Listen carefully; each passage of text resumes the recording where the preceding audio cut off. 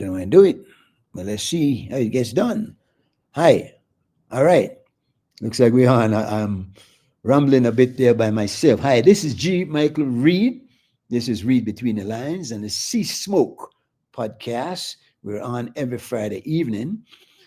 Back, new and improved. See me to move around from time to time because I'm still not fully.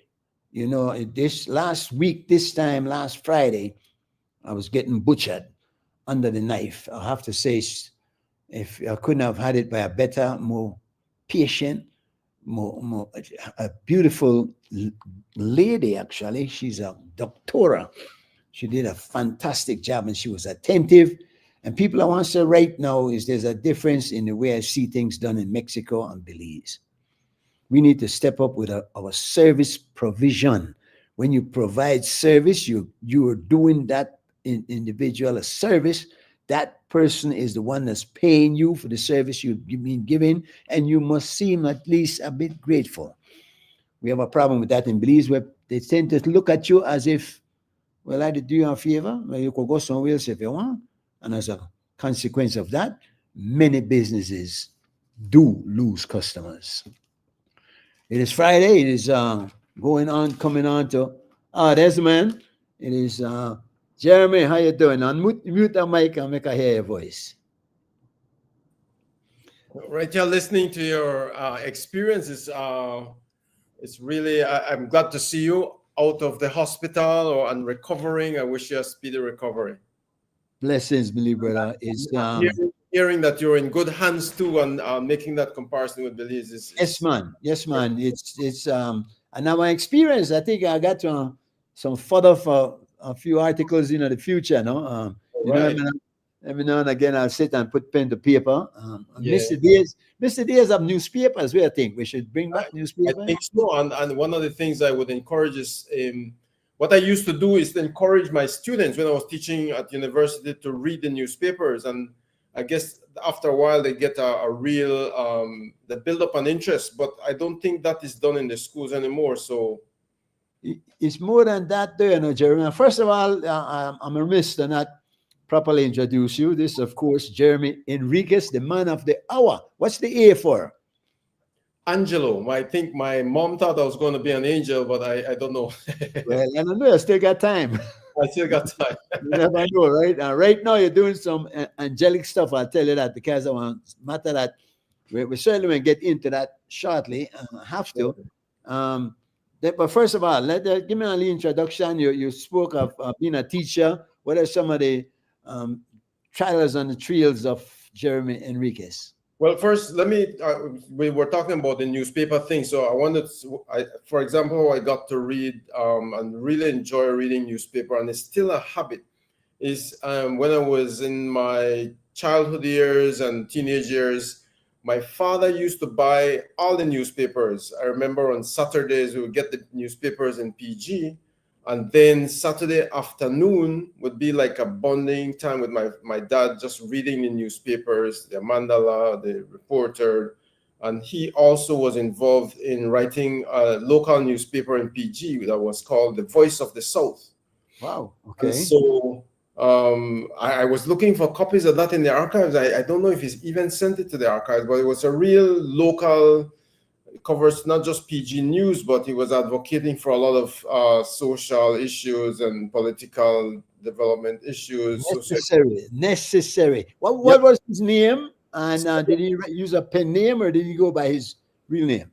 His name was Solomon Enriquez. If anybody in PG would, well, it's very popular in PG, well known as a photographer, but also one who produced, he published Voice of the South. It was like once every 2 weeks or once a month. They still had remember his Gestetner machine and typing into the night with his typewriter. And in those days, you can't make mistakes with typewriter and Gestetner machine to have you need a whiteout. You need whiteout. Whiteout. I remember all of those things. So is he still alive, Jeremy?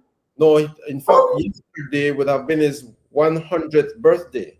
Okay. He died in 1986. I was studying abroad then. But anyway, that got me into reading and writing. I guess that early childhood experience was what shaped me into reading a lot and writing, and also looking at various issues, and the kind of social conscience that he built, that he nurtured in me, that life was not just about me, but looking out for the good of others. That's part of my foundation growing up with him in PG.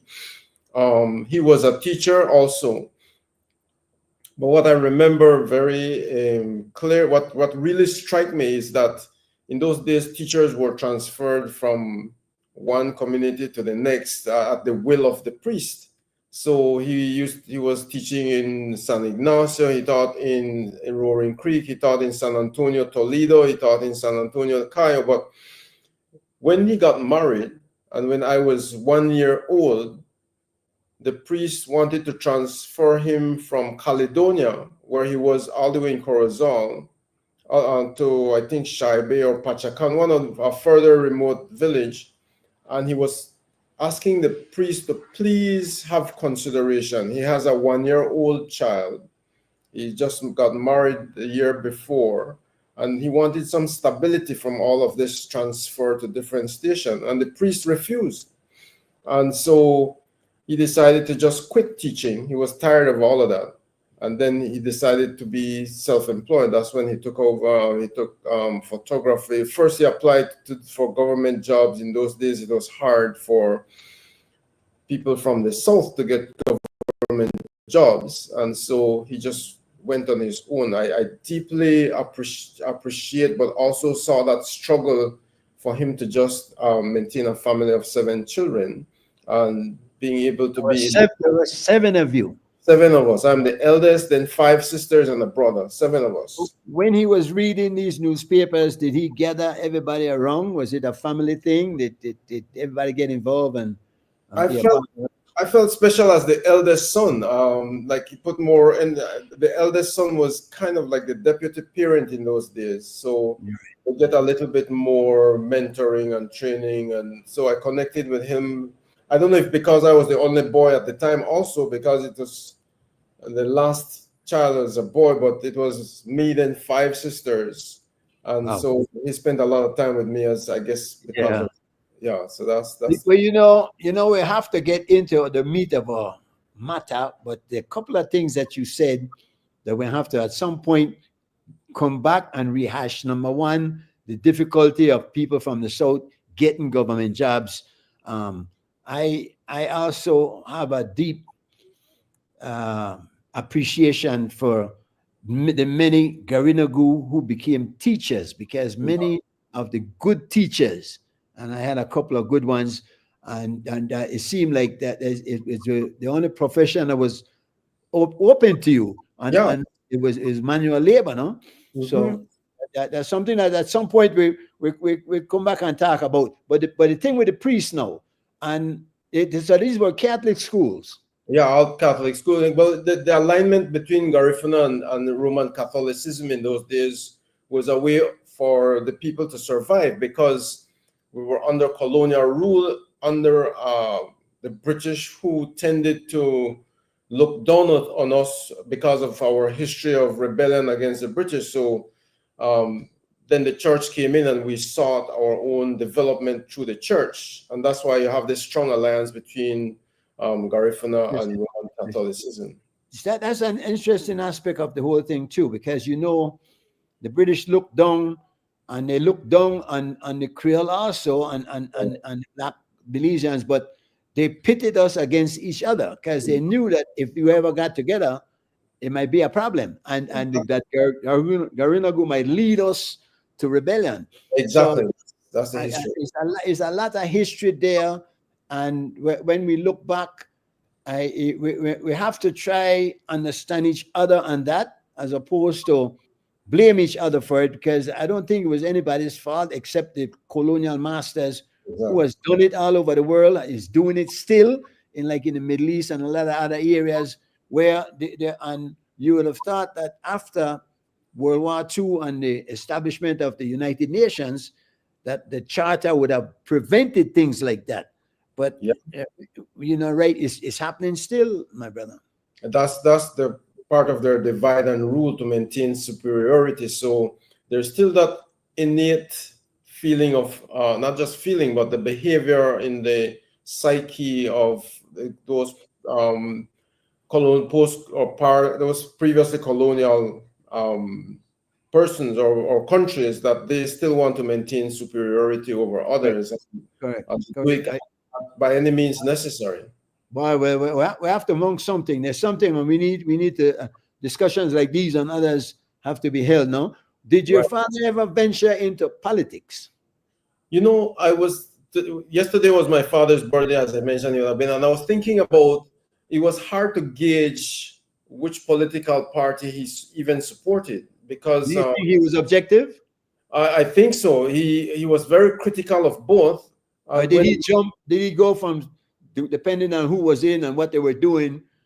Did he fluctuate maybe sometimes? Oh, he tended to mean friends with both leaders of both parties in the town, and I liked the way he maneuvered and without compromising himself to be fanatically aligned to any party. He So practically had to. He had to do that, right, to survive, I imagine. probably that too. But then, as opposed to my aunts, they were staunchly of one party or another. His own siblings, so Yeah, um, yeah. not follow that kind of no. Interesting part of our history, because all our families had that. My father was a staunch PUP. My mother was well, not my mother, but my stepmother who raised me was a staunch NIP. They lived in the same house with my grandfather, and when it was time to paint the house, then Yeah. the problem start. No, because one want red, one want blue, and one want six situation. But that's it. How about you, Jeremy? Have you picked a party? I never well, actually, parties were picking me when I was growing up in PG. Both parties wanted me to become a part of their parties. I wanted to run in there on their ticket, but I never did that.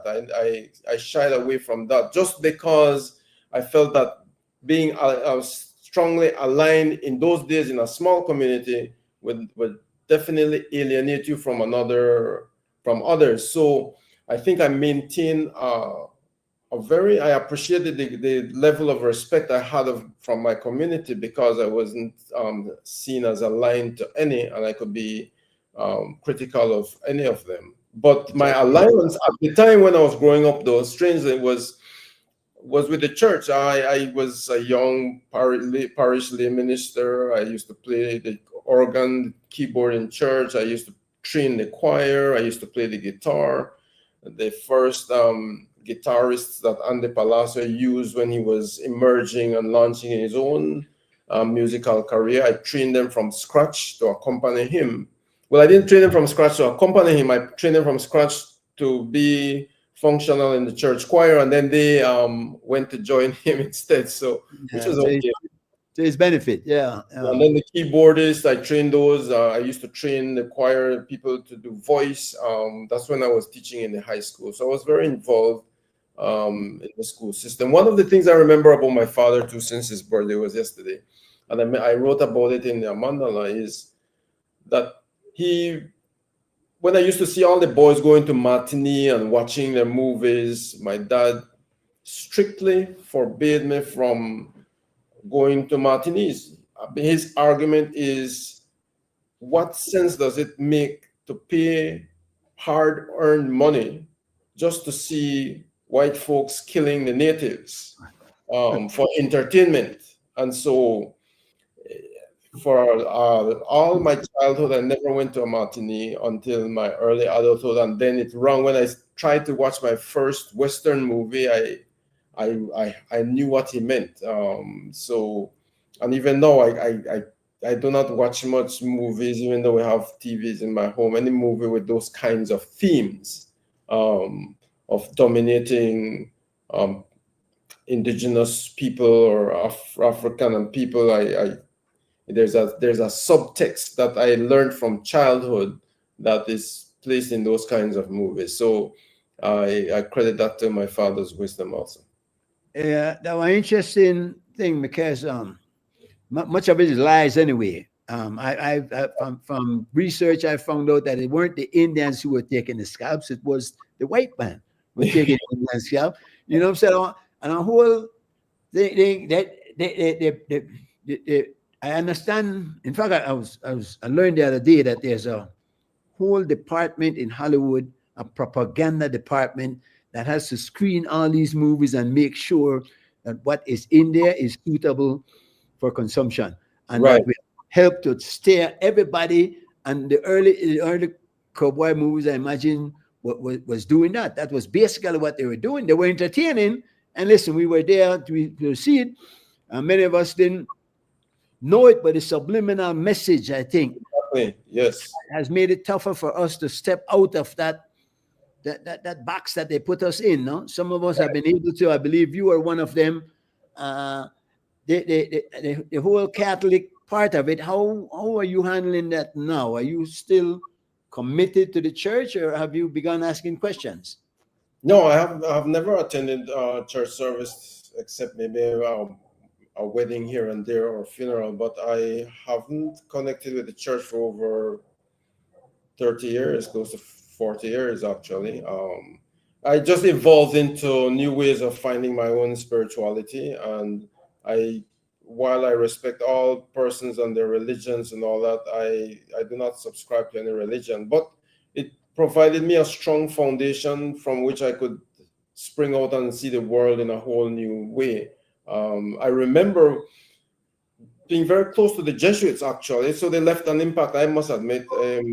Whenever I went to Belize City, I would stay at SJC. I had a spiritual director, Father Stokel.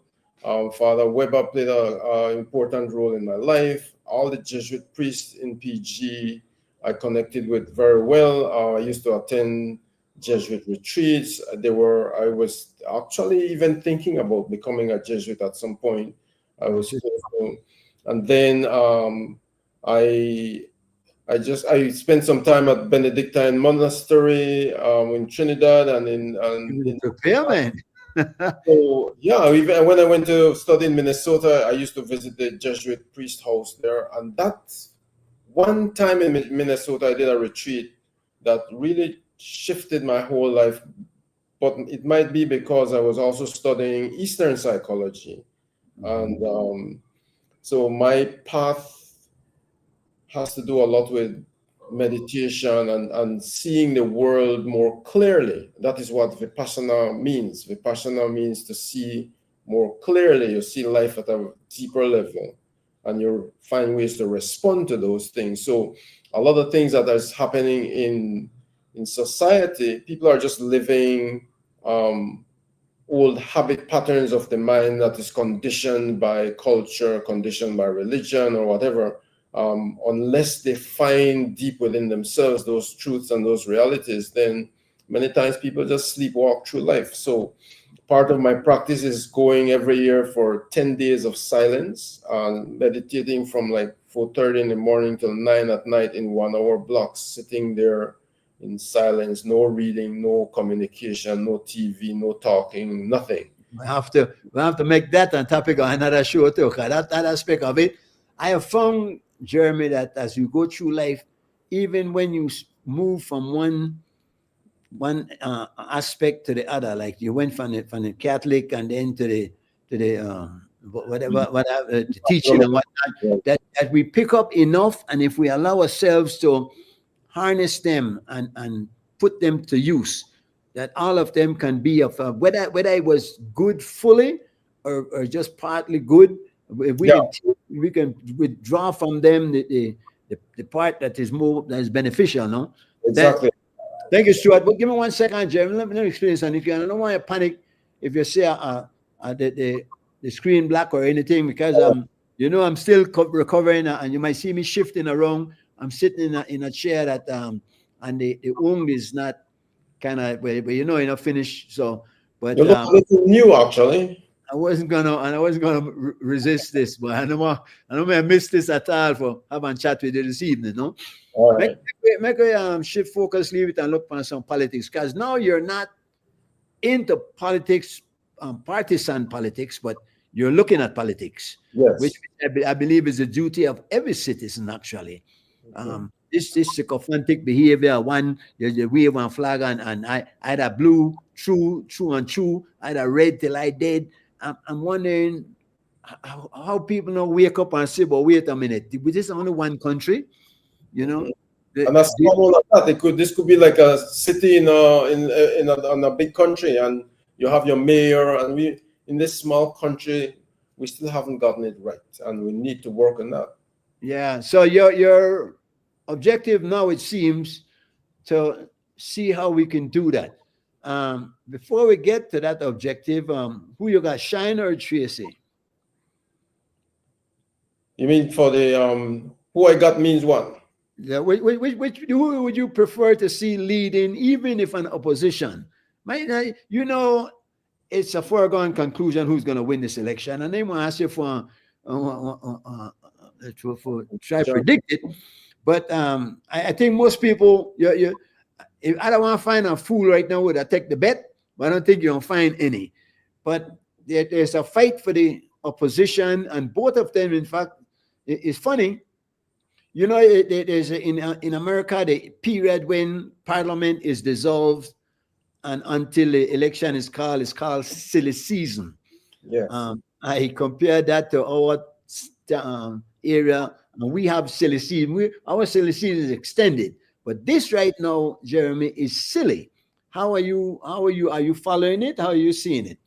I'm very disappointed actually, and it bleeds my heart to see what is happening in our country when egos take over rather than looking at the common good. And so if political parties cannot recognize that and find ways to resolve to be a party, then how can they govern a nation if they cannot get their act together even while they're campaigning?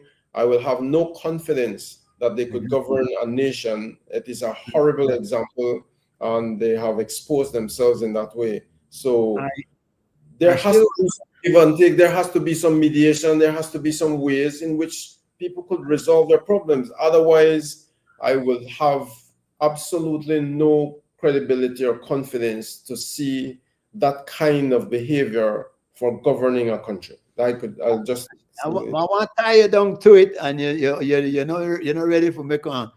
Let's talk about one in particular, Shine. Do you believe that Shine has a place in Belizean politics? I didn't want to get into defining the. I didn't want to go down that road I already made a blanket statement that I do not believe that party, and I'm not doing that to take side with any party, but I'm saying this even for if it had happened to the ruling party, that if a party cannot get together and resolve their issues before getting into government. Good night, everyone. Good night, my brothers. Good night. Good night. I saw you want to introduce you. I'm going to give Jeremy the time to finish your thought, no? Jose Luis Ock, I believe you're a political candidate. Sure, for the Albert division. For which party? For the UDP. Well, I have to bring on a PUP, man. Can't bring on a UDP and no PUP. It kind of like bias. You could bring on anybody, my brother. I had somebody open to discuss, ready to agree to disagree. I had somebody where 100% real. Want Calabana not change my essence, nor change who I am. So, I willing to work with anybody wants to bring betterment to this country. I know, Jose, I was hoping I can be dealing with it next week, though. All right, and I really no want to do because you have to campaign. You run. I cannot use the space for campaigning tonight when I'm dealing with a very objective view of the whole matter, and Jerry might have a different point of view on that. So I don't want to ask you if it's possible. Well, yes, sure. I just want to make one point. Where comes into play with redistricting, where I encountered in my constituency while campaigning. Okay. I was shocked, and when I got the explanation from the constituents, I was even more so concerned. I went into an area of my constituency, which is through Lindo's Alley. And I was campaigning, and when I reached an area, I saw posters and banners for a PUP candidate, but that's not the point. It's for a candidate for an entire completely different constituency within my constituency. I said, where want pick stack banner they do in a Albert constituency? When I get the explanation, these people and the resident, and I'm sorry because these are my constituents, and at the end of the day, the way I operate, I have 3,111 constituents in my constituency. At the end of the day, if I should be given the opportunity to represent them, I don't care who voted for me, I will represent the 3,111. But share, share what you said when you got the reason why. Correct, and that's what I'm going to say. But I don't want my constituents think that I'm airing them out, because I will represent, if I'm given the opportunity, the entire 3,111. I won't represent a portion that voted for me. I won't represent. So what I found, what the reason was, is that they were paid to transfer but to that area. Everybody get paid. Everybody pay everybody. Right? They got paid to transfer to that area. So I transferred, but why would they take the candidate with them? That doesn't make any sense. Because the candidates have been from that area. They have been residents of that area for generations. They are residents of the Albert area, but they have their vote has transferred to the Pickstop area. Correct. But yeah, but why the vote? Why the banner in your constituency? I don't say it would help him at all, because exactly. Everybody vote for their own constituent, no? Exactly. Listen, I want to talk to you, man. I want to talk to you, but I want to talk about the redistricting thing. Correct. From a more objective point of view. And I don't feel no way. I'm happy you are, and we finally get for sharing a few words, right? No problem, man. Please, next week, right? Sure, no problem. We could reschedule. I have no problem with that, my brother. Anytime.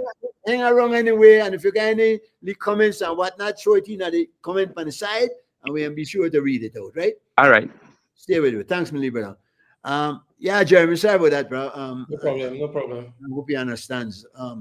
Because you talk about the redistricting, and you run right into the crux of the matter. Because you have now filed a lawsuit, which I believe has been taken to the court. Right. The court has dismissed the lawsuit, I understand. Yes, based on what grounds?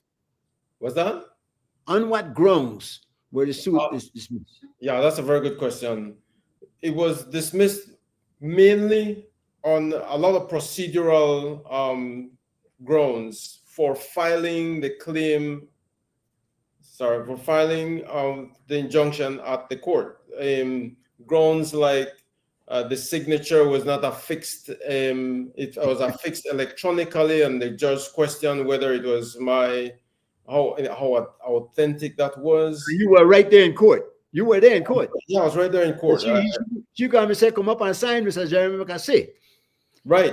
Jeremy, before we go further now, I remember reading something that Shakespeare said. Yes. That first of all, we have to get rid of all the lawyers. Because when you carry something like that to court, I would have expected for the judge to say, you know what, I look at this evidence. There's no disparity in numbers, because this is what this case is about. Many times it's as silly as, did you present it with the right hand or the left hand? Right. Did you get it? I mean, serious, and it's a big joke, brother. How can we? Go ahead. I want to give the context of that, though. Remember, before election was called, we wrote a pre-action letter to the Governor General, to the Prime Minister, to the Attorney General, to the Speaker of the House. They all received this letter to say that there is this gross and severe imbalance in electoral divisions across the country. But it didn't just start, Jeremy. This shit has been there for what? That's what we're saying, that this has existed over years. And another thing that we say in the letter is that if elections are called under this same status quo, then the election is violating the Constitution. It is involving the population innocently to participate in an unlawful act, and therefore there should be redivisioning, or redistricting is also what it's called, before elections. We sent that before election was called. And then we also said that if elections are called under that, we're planning to have an injunction. So next thing we know, we also sent out, we got response to say, in the first instance, no election will not be called at the House meeting.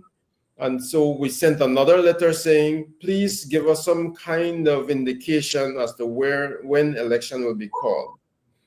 And we got a response on Monday evening around 4:30. That is Monday 11th or 12th, one of those days, Monday the 10th, to say that, well, the Prime Minister has no authority to let anybody know when he will call election. To that effect. And then so he has no responsibility. I imagine he got the authority, but not the response. They figure he don't need to. Yeah, he doesn't need to tell anybody when he'll call election.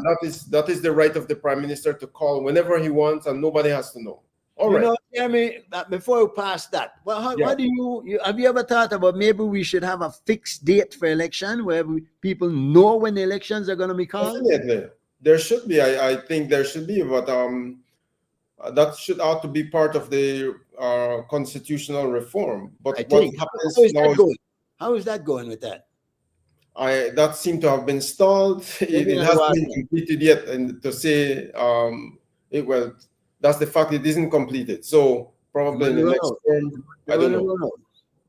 Anyway, so we got a letter, and in fact, that's one of the weaknesses of the system. We don't know what to do because we don't know when election will be called. We can't call an injunction if election is not if there's no indication an election is being called. But so Monday we got news. We got the letter Monday 4:30. That means business will be closed. And then when we got that letter, we decided immediately to prepare documents for an injunction. So that means we're going to pull an all-nighter because we heard that elections might be called on that Tuesday. Mm-hmm. So we filed documents to the court portal on by Tuesday morning, 8 o'clock. An election was going to be called at 9 o'clock. So because of all that rush, I had to authorize part of the commissioner of the Supreme Court who I was working with to file the documents. You could use my electronic signature because we are in different locations. I'll send you electronic signature, use mine, and let us work it through. And that's how my electronic signature was used. And then the judge said he questioned the authenticity of my signature.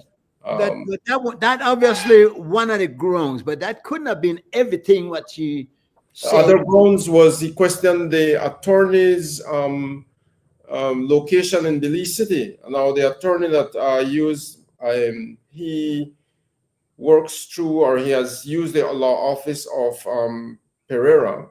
Mm-hmm. And so there was some kind of misunderstanding as to whether in his he has his registered practice is a fixed location or is he partner. So they questioned those kinds of things. There's almost like 12 pages of procedural administrative issues, from questioning the signature to questioning the location of the attorney to several issues. I'll send you a copy of the judgment. I don't want to go right through it, but here's the big question in my mind. So let me say one thing. That in itself, he said, could invalidate the whole case because the procedures were not followed. And this is crazy. But do we want procedure or do we want effect? We want something coming out of it tangible. But the big question for me, Jeremy, and the only one I see that is here. Is there something in the Constitution that demands that all these constituencies have the same equal number of voters? because it's clearly that is what your suit is about. Section 90 of the Constitution is very clear. The Constitution is the supreme law of the country. It provides Right. the basis, the foundation for which our country should operate. And Section 90 says that You have it in front of you. I don't have my Constitution with me, but I don't have it in front, but I recall, I do remember it because that is what we're fighting for. It just ask says, me why I drew it up on the screen, but I think you never got the time to do it, no? yeah, But- no, it says that each electoral division must be divided into equal or near as equal number possible of persons eligible to vote. That's section 90A of the Constitution. And the other section says that consideration should be given also to geographic features, unique geographic features also in the formulation of these numbers. Is But that enough? Is that enough? That caveat right there, is that enough to justify having such a vast disparity between some of them? What did you find? I mean, what was the biggest disparity? What's the smallest and the largest? yeah. So the largest disparity that is right now, we're going to elections with, that is Sand Creek West, with 10,500 plus registered voters. And the smallest is Mesopotamia with under 2,500. So you have this 2,500 within 1 square mile and 10,500 plus within, let's say, 100 square miles. So you have that area, Sand Creek West, including Independence, Placencia, Saint Bite, Hopkins, Georgetown, Maya Center, San Roman, and Pomona, Mullins River. All of these, how can one person be representing all of these communities while you have this small 1 square mile area within Belize City with far less? That is a huge discrepancy. You have Fort George also with less, Albert with less. In fact, 9 out of the 10 Belize City constituencies are below the mean of what is expected for these constituencies. And so we're going into, then you have Belize Rural South. It includes San Pedro and Key Cocker, over 10,000. And you have also and you also have Belmopan, more than 10,000. And then you compare that with Fort George and Meso and Albert. There's a horrible imbalance in the system. Yes, and so we cannot call it a fair election when we have that balance. No, but there was the redistricting done in 2002, I believe, wasn't there? The last time there was, it wasn't fixed then. Why, and why was it not challenged then? It was challenged later on, around 2015, by the Belize Peace Movement, because the gap was widening and widening, and none of the political parties cared to fix it, even though they promised. And we know why, because there is a interest in having the power base reside in Belize City, and the other countries are not inclusive in that process. So there's a dominant structure that is based on families, based on political affiliations. There's a network of attorneys, all Belize City based, holding down that fort that is this, I call it is not inclusive of the rest of the country, and it is harming development in the rest of the country. So my question is always, where do the people turn to when governments continue to violate the Constitution? And so it's interesting that it is hard to find any Belize-based attorneys who wanted to take up the case also. You have stepped up, but one of our listeners are asking, with this being in the Constitution so long, how have previous governments got away with this? And do we have an idea why? You're explaining to me now that the politicians basically wanted the power center to be in Belize City, but both parties, I mean, so then Of course. seems like they're not too far apart on the particular this matter, but some people think on just about everything else that we're being run by one oligarchy, Yes. as opposed to two political parties, no? As a matter of fact, I used to write about that quite often in the mandala over years, warning people, cautioning people to be aware of what is happening. And so after a while, I decided, well, I have to take action because nobody seemed to care. All the organizations, the civil society organizations, various institutions in Belize didn't seem to care. And you will notice that people just are quite apathetic about the status quo and think that it is okay, but it is worsening our democracy. It is harming people in southern Belize, even in Belmopan, by not having adequate representation. And so that has to be corrected.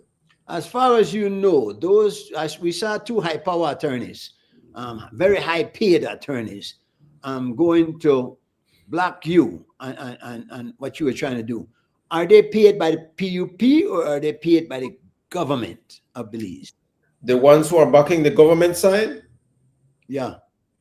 in fact, they are acting on behalf of the Attorney General. They're acting on behalf of the Prime Minister. They're acting on behalf of the Governor General. They're acting on behalf of those parties that we wrote to, strangely. So we have an Attorney General ministry that ought to take on all the legal matters for the government, but it is subcontracted to private firms of a former foreign minister, two former foreign ministers, members of the People's United Party, former attorney generals. Who obviously the best two attorneys in the country.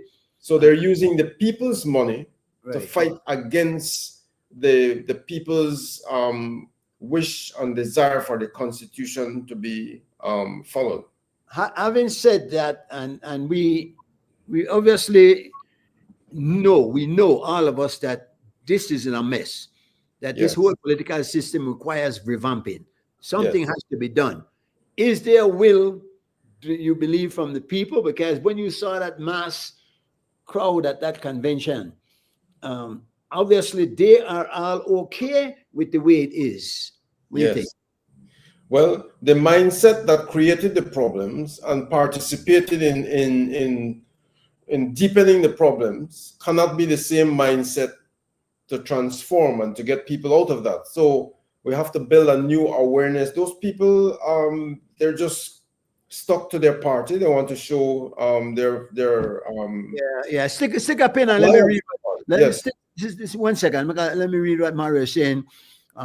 Increase of electoral divisions. The Elections and Boundaries Commission shall, after considering the distribution of the population throughout Belize, make proposals from time to time for dividing Belize into electoral divisions in such a way that each electoral division shall have as nearly as many. So this is what he's printing up there, is what is in the Constitution. That is it, Section 90 of the Constitution, yes. All right. So this remains as is.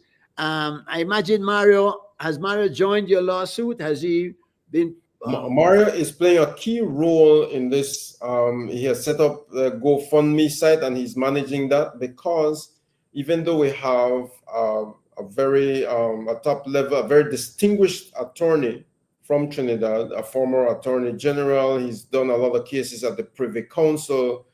He has offices in about 12 countries.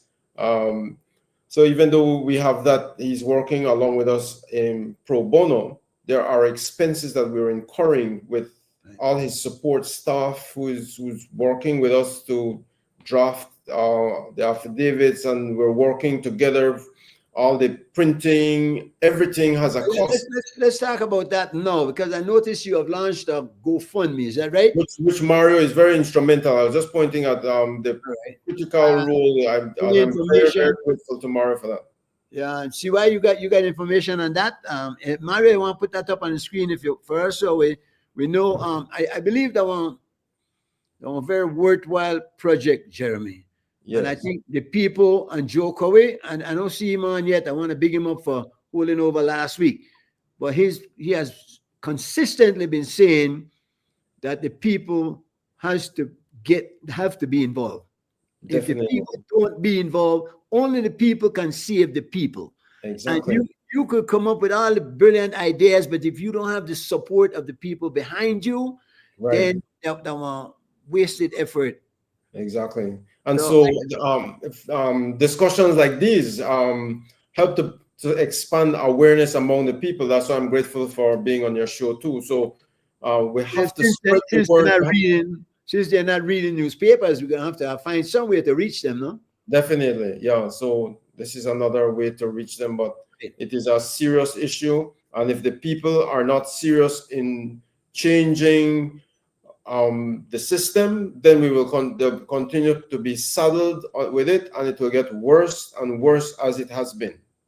What's your plan after this? Because I know now that they're talking even about trying to find you some money. How does that look? Well, the goal that we were raising is 15,000 US, and we have raised close to, the last I checked was over 2,500. But it shows people supporting the movement, even though we really are appealing for more support. But as I say, one okra full the basket, no? So whatever people could donate to assist, that's fine. Perhaps part of the weakness of the fundraising effort is that we do not have a local account, and so people have to. I don't know how they send their money through GoFundMe, but still, we're appealing to all who can to please contribute to the cause. It's not for me; I don't get anything from it. Where it is to meet these expenses for the attorney and his team to get this done. Does it go? Is the GoFundMe is for Belize or only for the US? I think Mario could give us a little more hint, I but don't it know. has I to go don't know. through credit card or PayPal or those Yeah, systems. because see, let me tell you from my experience. I just had to do a little GoFundMe to help fund my surgery, right? And I Yeah, want to thank everybody out there at this point. Seriously, I'm most grateful for the assistance. One young lady in particular, her name is Deidre Gillett. She jumped on board, man, on like on Trojan. yeah, But every time she transferred a little money that she got to my account in Belize, they took $55 out of it. Even if it was $55, they were taking $55. wow, Isn't there something wrong here? Man, I want non-profit, that one for charity thing. yeah, So there are a lot of aspects of this that we have to look at. They so maybe the Mariato try get that account, keep that account in America, establish one in Belize for Belize, and when you get to the point where you need it, you bring them together and do it in a more way as opposed to trying to transfer it piece at a time. It doesn't right. work that way, right? So Yeah, I haven't had a discussion about that with Mario yet, just because I've been, since for the past 2 weeks, I've been on the go. Even up to about 2 hours before the show, we were filing an appeal. And so that appeal is supposed to be in the system now. So we so have the to. next step now is that the appeal takes it back to court. It's not Yes. going to be an appeal to stop the election, obviously, because they're not going to stop the election. But Well, are the you thing that could happen out of the appeal is that the court could strongly state the unconstitutionality of having elections as these, and to point out very clearly some what ought to have been done. And this could be a landmark case for the Caribbean and other countries as to how governments manage their, especially when they're breaking the law consistently. So somehow we cannot be hijacked by, for example, the prime minister just quickly calling elections when he knows that he has failed to read the electoral divisions. So, and I say this because in his affidavit, he said he was planning since December, right over Christmas, to call elections in March.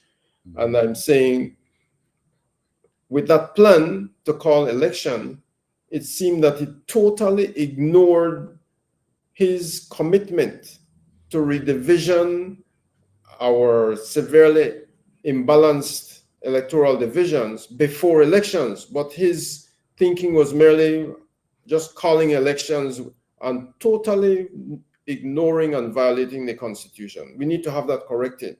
All right, you stated that it could be a landmark and most likely would be a landmark case for the entire Caribbean. How is it going to affect Belize? Do you see maybe forcing the hand of the politicians to, after election, embark on this exercise to maybe redistrict? That could be, of course. I hope that they will take this seriously so that we cannot continue to sweep this under the carpet.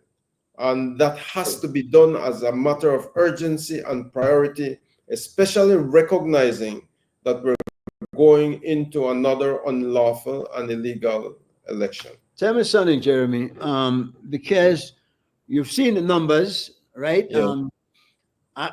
Do you see any good reason why some of it should be left as it is, and should we instead change the Constitution as opposed to changing the process in place? And what are your thoughts on that? I think we need to tighten the Constitution, especially to call all leaders to task when there's any inclination to break the law, whether it's not just election laws, but you have other laws like having the Auditor General functional and really effective, and all of these other systems that are breaking down. Campaign financing is another one we could talk about. All of these things need to be transfer of voters, like Jose was talking about, because definitely there's obviously a lot wrong there too. So you know? one of the weakness of the Constitution could be is that there's no kind of a penalty to hold these leaders accountable. We need to find we have the Constitution, Jeremy, which is the overall blanket rule of laws for the country. Are there any bylaws as such that holds politicians to task?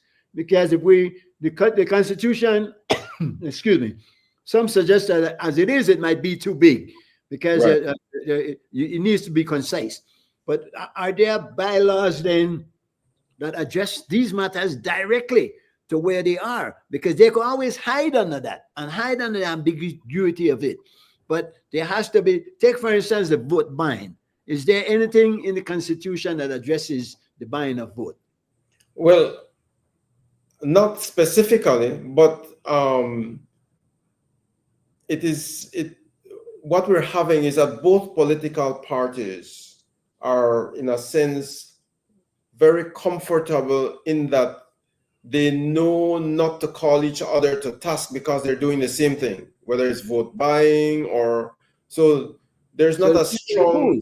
The people are the fools. So they're not really holding each other to task. So there's not some kind of institution in society that ensures that these things happen. Even if we're linked to international bodies, they seem not to care also. We have OAS that come our election every time, and they just say, well, you need to redistrict, well, you need to address campaign financing, and then they wash their hands and come back and say the same thing every year. So it has to be looked at. I had a conversation on Facebook with somebody, and they were talking about the same vote buying thing and how illegal it is. They're saying it's illegal. I don't know what the actual laws are. But my point was that it shouldn't have to be illegal. He didn't understand what I said, and he went after. What do you mean it's not illegal? It should be. It has to be illegal. I mean, nobody should be engaging in that at all. Vote buying. Why would you? How could you sell your vote and then expect that the politician up there is going to do your bid? You already spent. You already gave up yours. You sold your birthright. So I don't know. But as far as you know, what law is he talking about that prohibits it outside of the Constitution that suggests maybe you just have to do the right thing as opposed to the wrong? I can't quote that law right now, but there is a law that it is there, but both opposition and government parties have their legal minded advisors who have, I guess they know, but they evade it as long as the population does not say anything. And this whole system will not change until the population loudly point out and create some pressure point. Otherwise, if it's okay with the population, people getting money, this is a time for eat, election time, man have to eat kind of thing. And then it becomes normalized. It's a kind of part of the clientelism that we have nurtured over the time. Indeed, but at the end of the day, there's only one thing that I've come up with, is that we have sacrificed common sense at the altar of technicality. Exactly. Because I know no longer will make sense, but how you could prove that you could get away with it, and this the way lawyers come in, and there are lawyers who will take offense. But you know what? I mean, I don't think and they will tell you straight out, they're not concerned about justice. They're concerned about winning their case. And I've seen some frivolous reasons why today I saw that a murder case what was dismissed. And it seems that DVP is bringing it back. But if technicalities are going to be the order of the day, then we just throw up a hand, man, because anybody could get a smart attorney and get out of any that they did. Here's a GoFundMe. Folks, if you're in the US, anywhere there, and I encourage you to drop a little something in the bucket. You don't have to be major, but if you could stand anything, it is https://GoFundMe.me/4098171 F. I believe those are the numbers that are most important, because before everything, GoFundMe got them part, but the numbers would be 4098171 F. Get a pencil, write that down for me. Even if you're not thinking about it now, later on when you get to a lead thought, realize that the help that you give is going to bring about the very changes that we condemn every day. We sit down and we ball, where everybody got their own version of how they say wrong, how they say wrong. In particular, when the opposing party is in. When your party is in, you understanding it not to make sense, but you can live with it. But once the next party get in, then we can't live with that anymore. And it can't be that way. You see anything on the horizon where we might come up with anything near to an objective electorate, realizing that the country is what is at stake here?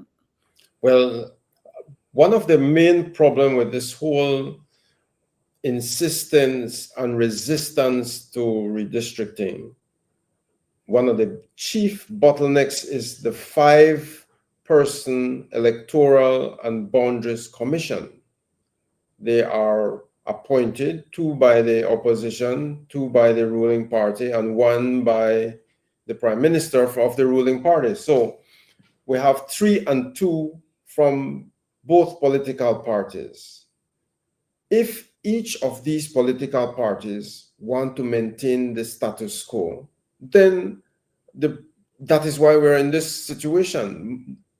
We have not had any objective report or proposal from the Elections and Boundaries Commission to redistrict. It is the Elections and Boundaries Commission who should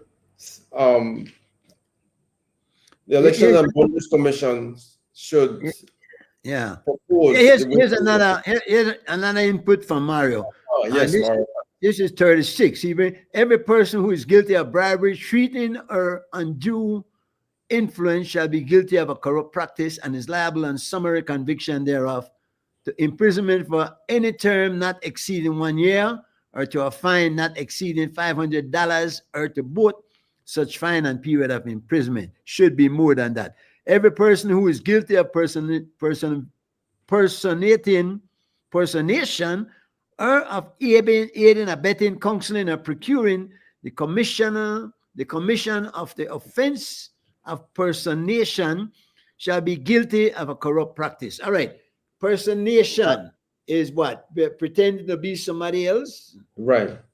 Uh, But voting for somebody so, else? yeah, so that's what is happening during the election is a lot of bribery. But here's the catch. If a person, and they're using people who are in need most of the time, if they get $100, if they're offered $100, should they go and report that to whom?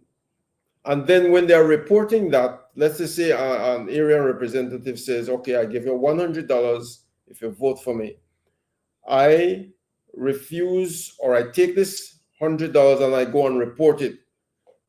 Usually nothing comes out of it. Nothing will, plus that person will be penalized for reporting. And so you have that kind of a constraint already. Just the offering, and then many times the persons who are offered the $100, they want the $100 too.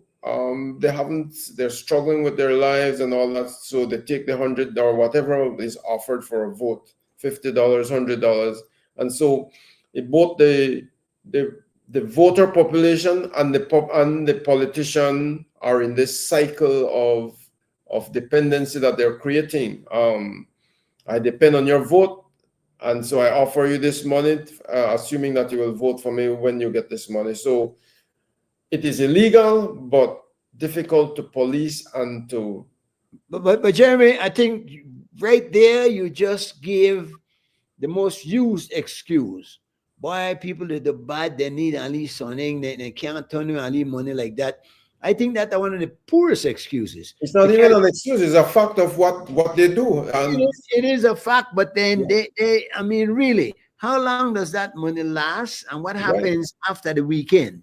Exactly. Well, if they don't do the Lee party and whatnot. So now somebody was putting up that the electorate is not educated enough. Mostly sheep following their shepherd, he says, hugging their rep and minister, kissing and growling or pandering to them. The law needs to step in terms of the courts.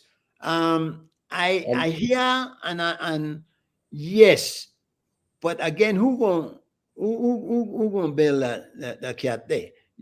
And who will be the attorneys in court to take? And then it's usually attorneys who are trained by any of the two political parties. That is why it's hard to get attorneys to fight for redistricting, because both receive scholarship from their political party influence, and that is how these attorneys are formed. And so that is why they hardly unite to fight for the deeper justice of our nation.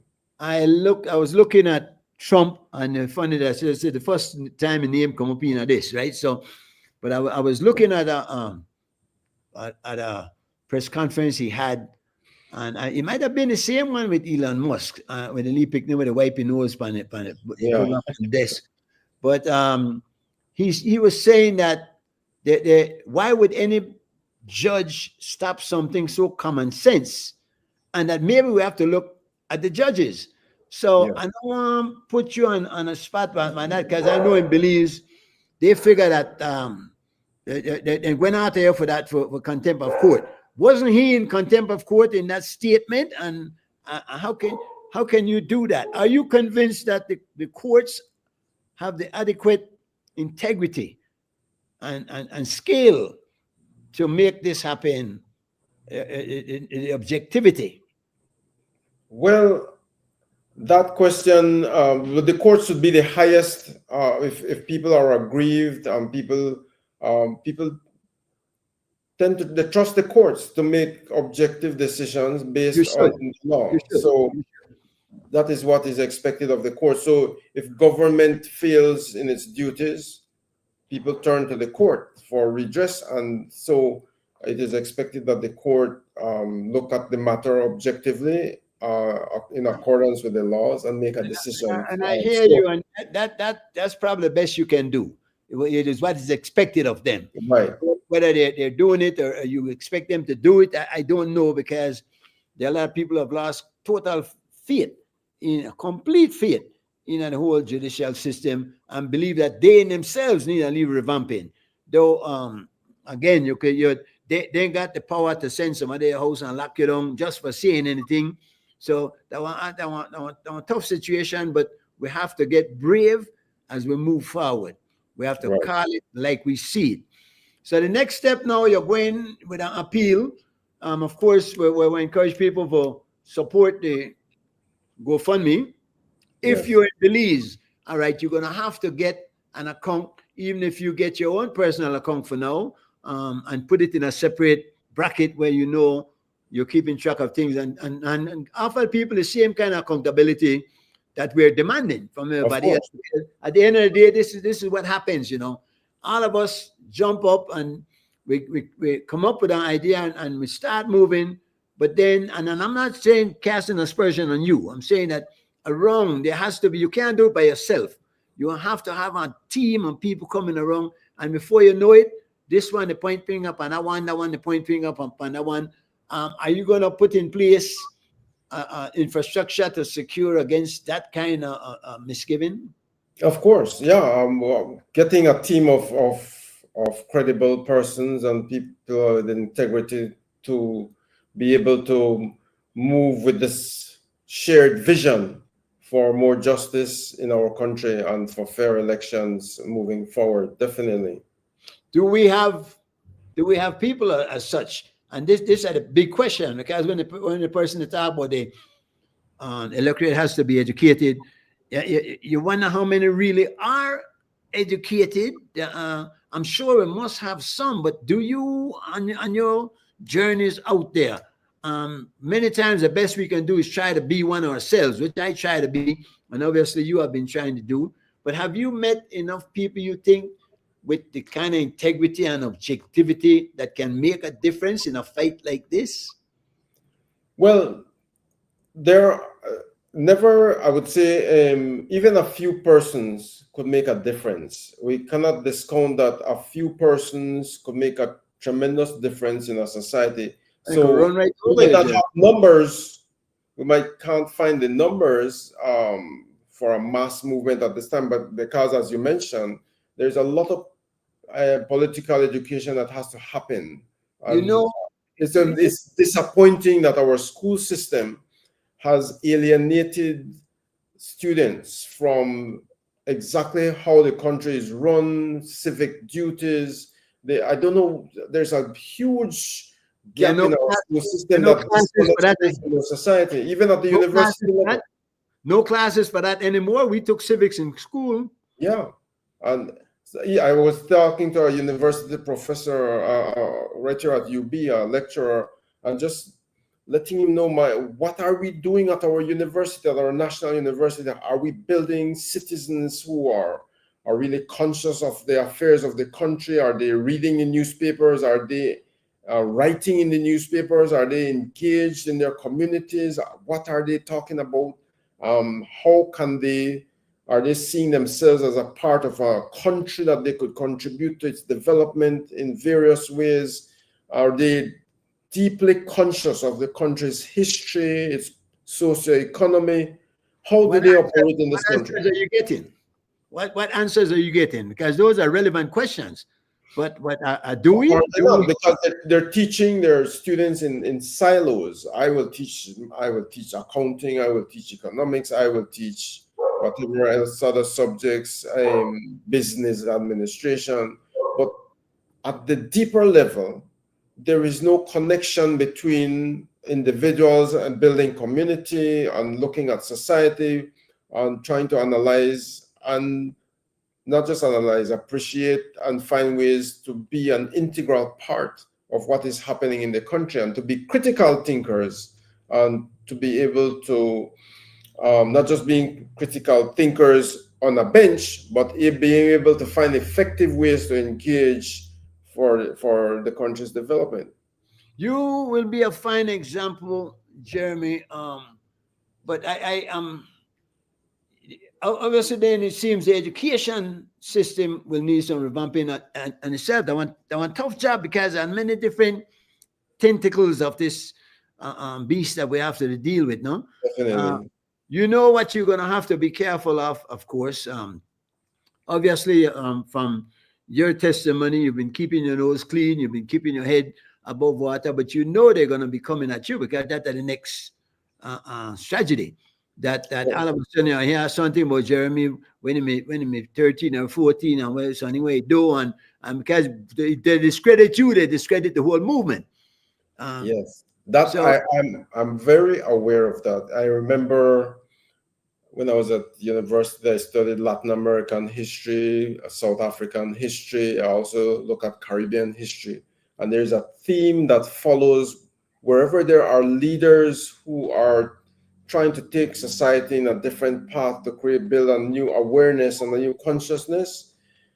That is one of the flaws of humanity. If you even from the time of Jesus, from before, anybody who rises up and challenges a stubborn status quo, the first thing is ridicule, and when that doesn't work, they escalate to find ways to destroy anybody who comes with new. And I am aware of that, and I keep warning people not to get silly, not to be engaged in anything divisive, but to yeah, this, focus on the issue at hand. And the issue that I keep saying is that there is a vast common sense. There's a vast imbalance. Some areas have far more numbers of people with one area representative. Some have far less, and it's going to destroy. It's not how democracy works. It's going to destroy our country. So focus on that issue.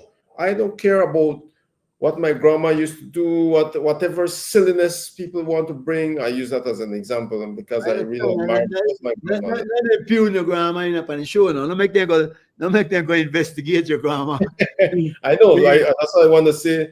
For people, we have to get out of this silliness, and I call it for what it is. It is silly to find the other distractions. Sorry, and to focus on the issue. The issue I keep repeating, and I keep bringing people back to the issue so that they don't stray away. And if they still insist on straying away, I guess they will have to experience their own karmic effect of their actions. People who are distracted and hurt will want to distract others. It shows their weak, petty minds, and we need to not be allowed. And I tell you, the politicians have. If politicians try to draw you into that for your different political parties, That's a strategy.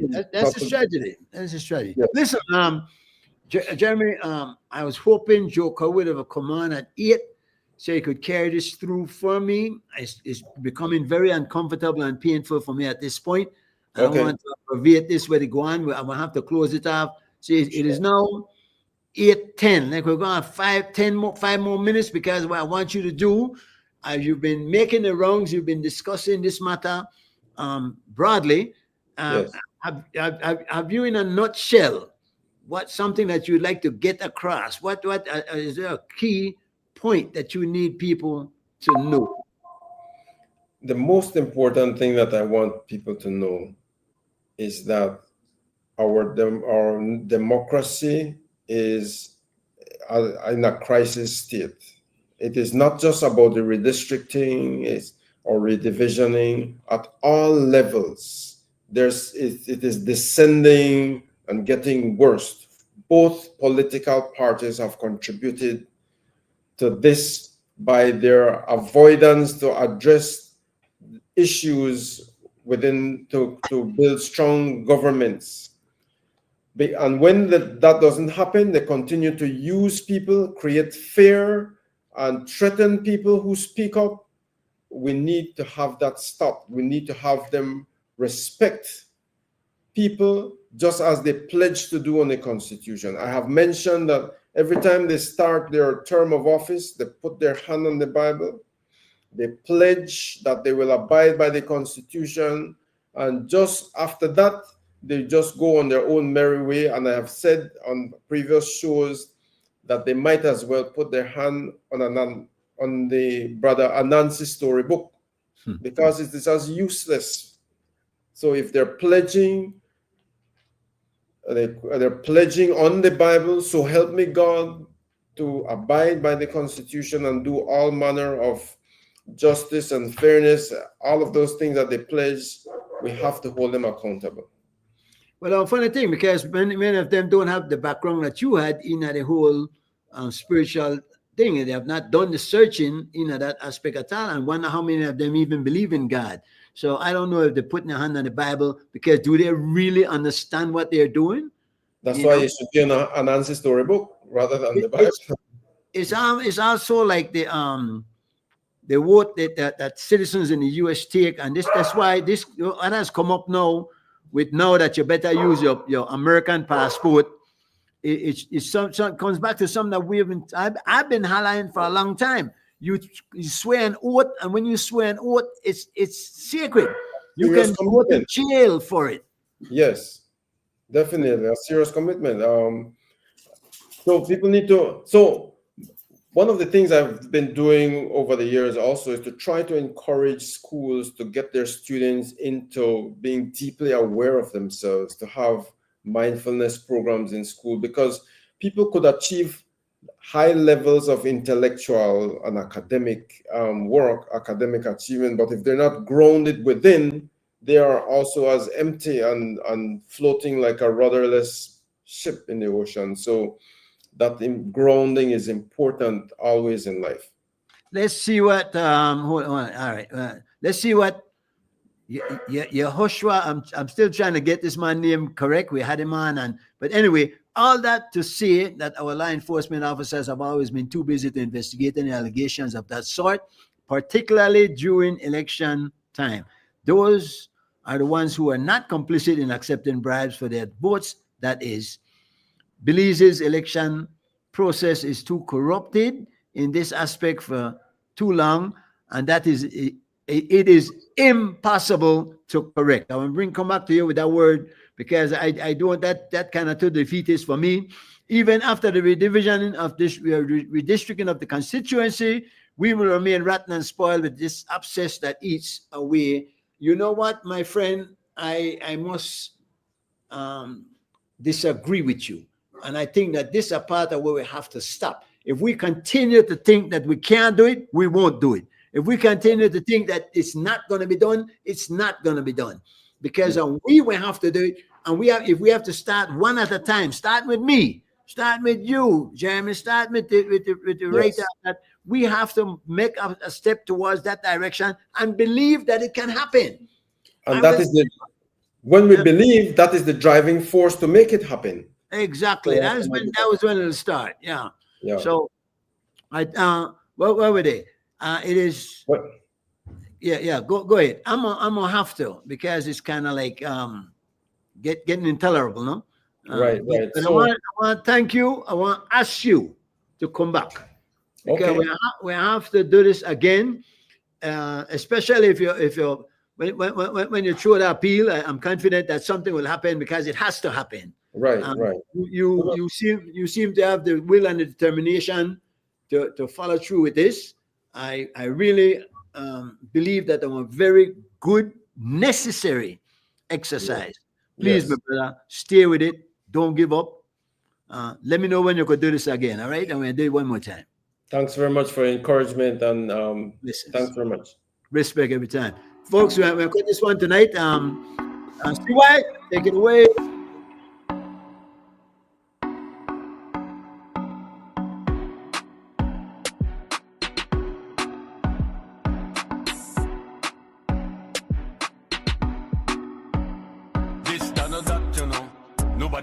Everybody get hurt, you know.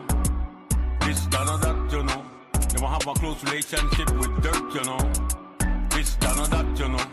Nobody move or everybody get hurt, you know. This, that, or that, you know. You don't have a close relationship with dirt, you know. I'm the sole proprietor of my catalog. Give me all of mine. Points, residual, hostage, collateral. Dead on arrival. When you're up, then shoot up your funeral. Individuals performing rituals, motherfuckers have no moral. Her character, they wouldn't kill nothing, wouldn't let nothing die. Should have been a doctor. From the outside, noise, I stay insulated. Mind on my grind, most I keep my thoughts refrigerated. You could get pressed, folded, and painted. Offshore accounts, fam situated. Generational wealth can't be affiliated with bottom feeders. I'm a hip-hop lifer. Niggas acting shy with small paper. Imagine what's gonna happen when we pull off the caper. I see you in the green room, succumb to the dusty. Getting gloom, ego get popped like a Chinese balloon. Okay, corral, high noon, done. Pussy boy gonna talk too soon. We never have the skills to blaze the room. The DJ never wanna play with you till they hear aliens they play on the moon. This, that, or that, you know. Nobody move or everybody get hurt, you know. This, that, or that, you know. You wanna have a close relationship with dirt, you know. This, that, or that, you know. Nobody move or everybody get hurt, you know. This, that, or that, you know. You have a close relationship with dirt, you know. This world is getting smaller, some globally and everything. Original bling bling. One hammer, straight drummer. I'm taking over the House of Representatives and the Senate. Moving in ways none of y'all ain't even seen yet. Like a Democrat, grabbing like a corporate, killing with immunity. Like a diplomat, blow your whip back, revert back. Republican, you'll be apologizing in front of me. Entire nation, Halliburton and Cheney. How many lives you think it will take to stop this insurgency? Many, many, many, many. Hey, by the battles, by the bullet, presidency, my foreign policy, perpetual state of emergency. I'm like a Shiite, you a Sunni. I'm flying over no fly zone like an Israeli, or we could just link up in the cave like Kader. See who freighter, let off nuclear like Kim out of North Korea. Tech for sale, highest bidder. You could go sit in talks with Russia or China, but if what your heart desires, degraded uranium, it's a trigger finger flash back to Hiroshima. This, that, or that, you know. Nobody move or everybody get hurt, you know. This, that, or that, you know. You wanna have a close relationship with dirt, you know. This, that, or you no see nothing yet, you no hear nothing yet, you no know nothing yet. You better not say nothing yet. You want to know how somebody not dead yet? Eradicate all threats. Oh. Living in a Bobby wrong, and nothing nice. Life no have no value, but death's got a price. What all? 2 foot mice, because plantain no they eat like rice. Living in a Bobby wrong, and nothing nice. Life no have no value, but death's got a price. What's all 2 foot mice? Plantain no they eat like rice. Surviving to me, it's my crown and achievement. Now my main objective is just to stay on the pavement. I see cats go from showity to obscurity. Self-inflicted mental enslavement. All I ever needed was just a little taste. No, I'm after the paper like Gregory at Chase. The industry is trying to welcome me back like Mace. All bad boys, now watch your face. I'm getting into cats' pockets before they go get in mine. I spit 82 bars before the replay could bust a rhyme. And the moms of shine is like a moms of mine. Big ups to all my cats on the grind. Rapping ain't easy, but I've done put in my bid. It's like the devil's playground, you can't be scared or timid. One life I've got, many lives I'll give. Cold talk, you know, we keep it frigid. BX 168 Gerard, but I treat the Big Apple like yard. We could do this my way, we could do this hard. Back off slowly or start talking to God. If it ain't assets or plastics, you ain't got no money. If it ain't high grade, you're not rolling the bunny. If it ain't litter, it ain't sweet like honey. All thanks to Jah, even my nights is sunny. You could have $1 in a dream, but you've got to be asleep. You could be the president, you just got to pick the right seat. You can't be friends with everyone you meet. Ain't nothing nice in the NYC street. But if the devil offered you water, would you die of thirst? If you seen an old lady, would you snatch her purse? Would you mind being second if you couldn't be first? Would you mind clapping guns as I rate this verse? And I do what I do like I'm doing it for a feature. You be the creature, reverse your polarity, go against your nature. See how many of these niggas is really gonna hate you. Living in a Bobby wrong, and nothing nice. Reid, with a Creole, but we no normal. With a Croffy, and we royal. I am a royal Croffy. My style sticky like toffee. You coulda holla say me ugly, but a lone pretty girl steady chase me. Royal coffee, and my style sticky like toffee. How could you call me ugly when a lone pretty girl steady chase me? Minor, tell you things we make you catch feeling. Your mere existence, you want left to examine. Ebenezer me gone, me know for the squeeze dumpling. Believe woman, sweet like stew pumpkin. See me, but you don't know me. Confident, say that me bossy. Inquisitive, you call me nosy. Defend me rights, holler at me chancy. Me know this show no mercy, we don't take no back chat from nobody. You know have feel like me, but you must respect me. Tell this more. I am a royal coffee. My style sticky like toffee. You coulda holla say me ugly, but a lone pretty girl steady chase me. Me cool and deadly. Machine gun Kelly. Machiavelli. Stay ready like Freddy. We have woman plenty. Woman the city, woman the country. You coulda act like you don't want believe me. Ask the white, that me bally. I am a royal coffee. My style sticky like toffee. You coulda holla say me ugly, but a lone pretty girl steady chase me. Royal coffee, and my style sticky like toffee.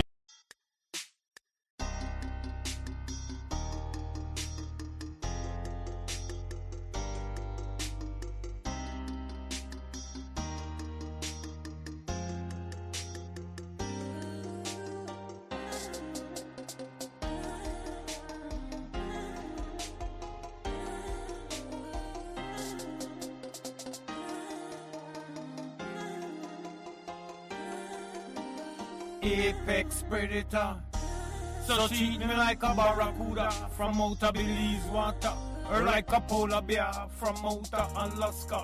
If I'm a snake, then call me a black mamba. Apex predator, so treat me like a barracuda from outer Belize water, or like a polar bear from outer Alaska. If I'm a snake, then call me a black mamba.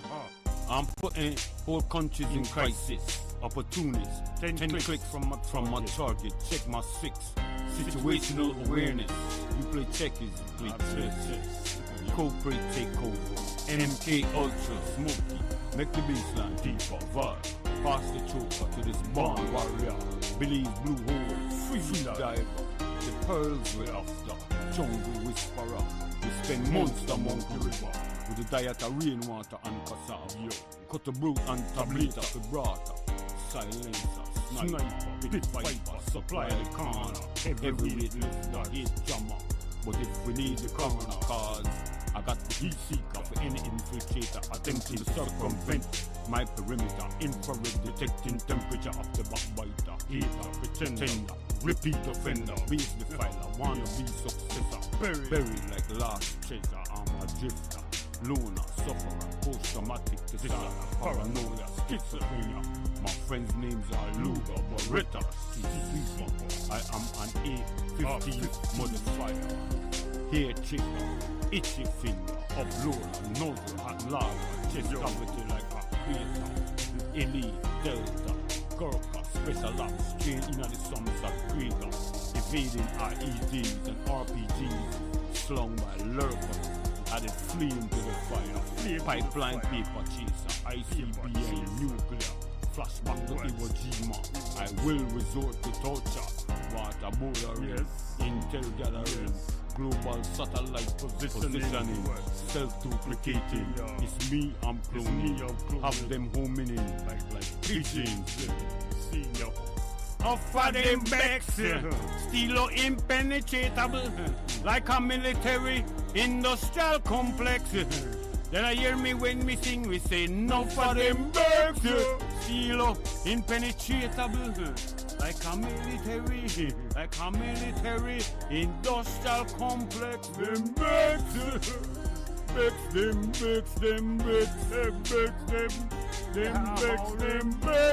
yo, them again. Apex predator, so treat me like a barracuda from outer Belize water, or like a polar bear from